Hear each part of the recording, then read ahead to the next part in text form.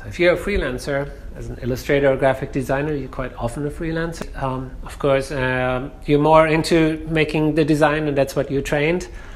Unfortunately, a large part of running a business is also writing the bills and getting paid. Over the years, you can kind of find out where the red flags are. Here, I show you my resume because I made it look like these are some of the clients that I work for a lot as a diagram. So once you have a group of stable clients, then you don't have to renegotiate every time for new jobs. So that's over the years that will be great, because that's a large part when you have new clients and you don't know them. And in the beginning, that's also very dangerous because they might be your friends and family. And money and friends, that's not a good mix. So it's just a good thing to be very clear from the very beginning.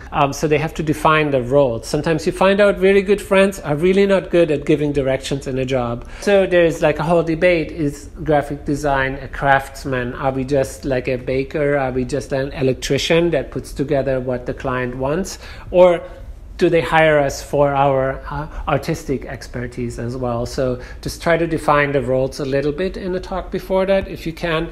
There's 2 books about this that I really like by Mike Montero.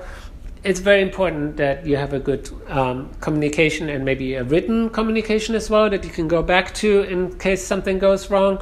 So you always have a follow-up email, even if you had a call, just so you have some kind of documentation that yes, this is what we agreed on, that's what you should do. Sometimes, this happened to me many times before too, I'd run into a wrong direction. I built something that I thought they needed, but they might not have had the budget to do this, and they might have said like, yeah, this would be nice to have, but in their opinion, that didn't sound like I was supposed to build it, but I heard as if I was supposed to build it because I thought it would like make the product better, which it did, but then in the end they didn't want to pay for it. So just be sure that you have that in writing so that you don't get any surprises at the end. If you can often and early present, you don't have that danger of walking into the wrong direction, and you can get sign-offs. I don't particularly have like sign-offs like in a signature. Sign-off means just like an okay in an email, like, yeah, let's proceed with this, let's so that it seems to be clear. You see, like in the beginning, you might want to get half of the payment, especially if it's a new client where you don't know where they're going, how serious they are, because maybe sometimes there are projects they are getting into, and halfway in the project they lose an investor or they change directions dramatically. So you just want to make sure that at least you have some kind of what's called a kill fee, that if it's not working out, then you're not walking away with zero money. Especially if you're working with a new client, it might be a good idea to get them half of the money up front, or like chop it up into smaller bits of the job and like get the first installment.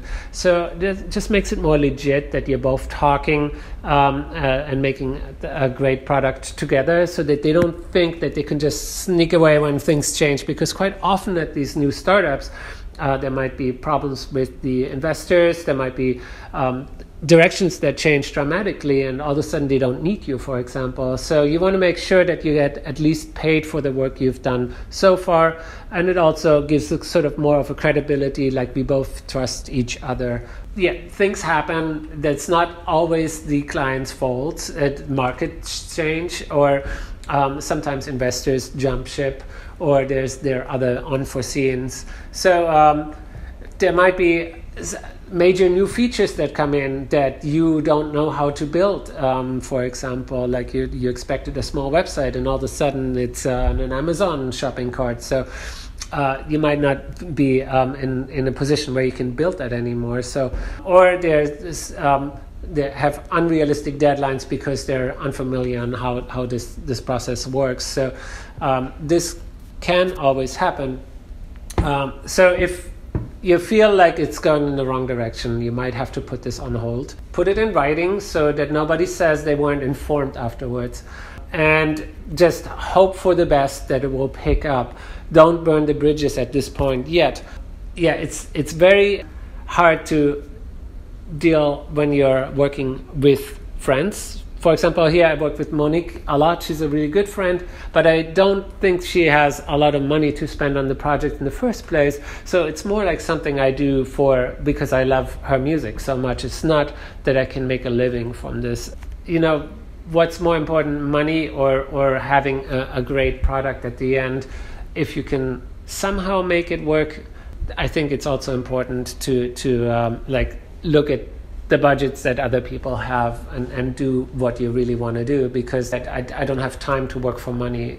And if you get older, you find out a lot more that's true. But I guess that's a luxury question because you still need to pay your rent. So also, I said before, instead of having one large bill at the very end, you could chop it up into smaller, easier bills that are easier to swallow, so they don't get a big surprise at the end. When you can't continue at all, and it happened to me a couple of times too, what if the project completely falls apart? You're that little freelancer that doesn't get paid at the end. What can you do? You can sue, you can go to small claims court, but your lawyer is probably going to cost you more than the money that you can retrieve. Especially, there's a German pronoun, you cannot pick the pockets of a naked man. Like, if there's nothing to get, if there's no money anymore left, what do you expect to have? So unfortunately, it happens once or twice during the last 20 years to me. But just be careful when you see those red flags in a company that might be struggling. Quite often they hire freelancers to get their overhead down, so they fire their staff and they hire freelancers just to accommodate the rest of the clients that they still have. But that's a sinking ship, so you have to be very careful, and then especially get paid in small increments so you don't build up a large overhead at the end, which they don't pay. Sometimes you get sued. It could be the other way around too. You had messed up the job completely, or you didn't stick to your deadlines, or like here an example, we used some images that we weren't allowed to use for the magazine. What happens is usually a cease and desist. That means you have to take the product off the market as quickly as you can.